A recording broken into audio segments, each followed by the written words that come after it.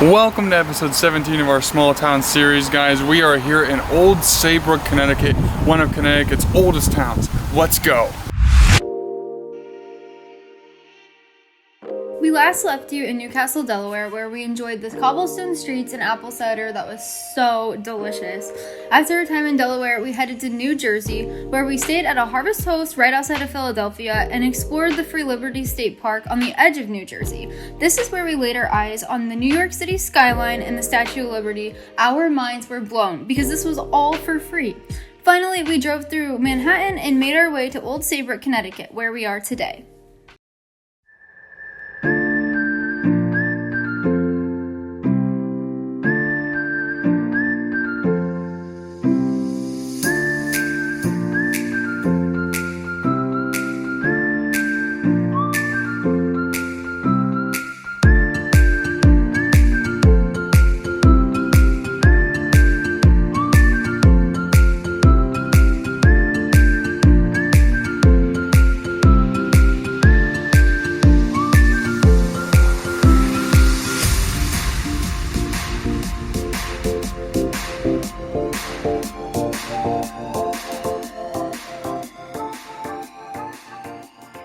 This building behind me is both a theater and a museum. It's all in dedication and named after Katharine Hepburn, an actress that's very famous from this very town, Old Saybrook, Connecticut.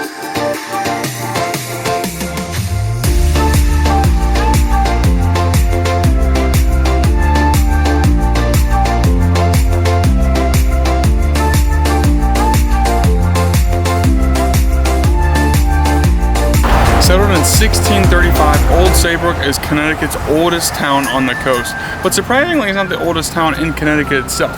But when it finally became a town in 1835, things really started to boom and things took off here in Connecticut as well.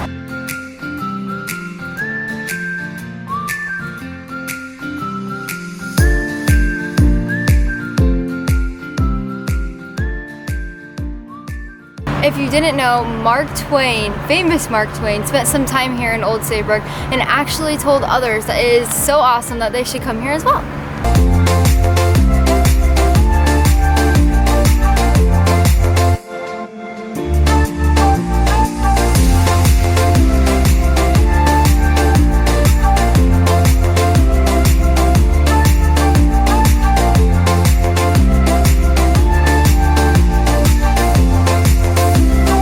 So right here in the town square of Old Saybrook, they have their own little Veterans Memorial.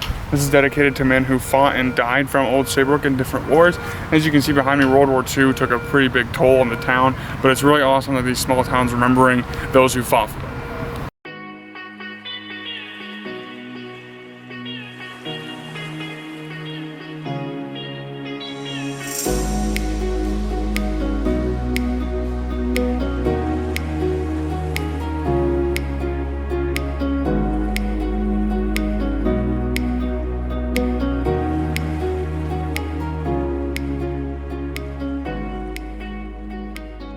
Right behind me is a William Hart house, so it's named after the Revolutionary War General William Hart. He was a man who, before he even joined the war, was very successful. He increased his family's wealth substantially by trading with the West Indies here in Old Saybrook. And then once the war started, he fought them not only on land, but as well as on sea as a privateer with his own boat. So pretty crazy stuff right here in Old Saybrook.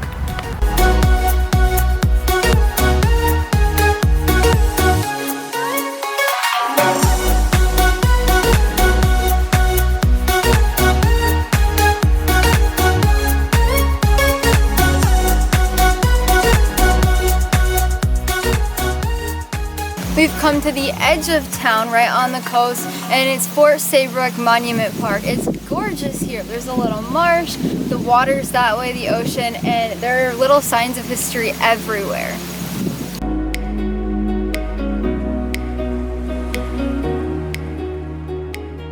A really cool fact about Old Saybrook is it is actually the place where the first battle between European colonists and Native Americans happened in the Northeast. It was called the Pequot War, and it was basically a siege of Fort Saybrook right here where we are now, and it lasted almost 11 months, and it took constant repellings of the Pequots as well as help from the Narragansett tribe down south to finally push out the Pequots and bring peace to Old Saybrook. But really crazy stuff.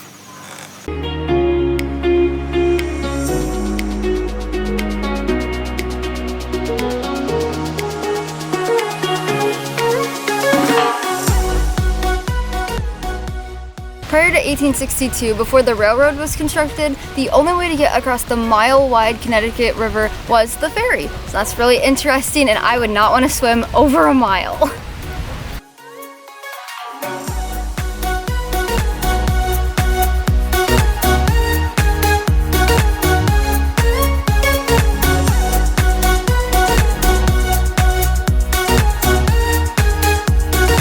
In 1998, the river was designated by President Clinton as one of 14 American Heritage Rivers. It spans from the Canadian border down to the Long Island Sound. Pretty neat! We are very sad to say, but our time in Old Saybrook, Connecticut has come to an end. We've enjoyed the breeze coming off of the Connecticut River, the downtown history, and the quaintness of this charming little town. We've loved our time here. It has a very special place, and I think a lot of people's hearts. The locals here come to the river and hang out and play games, and it's just a really special place. But we will see you in another small town. Prior to the construction of the railroad in 1862. No. Yeah. Prior to the railroad construction in 1862, the only way to get across the huge river was Actually happened right here. It was the Pequot. Sorry, the Pequot War. I gotta go over that saying. The only way to get across the Connecticut River, which is a mile wide, was the ferry. So that is the only way.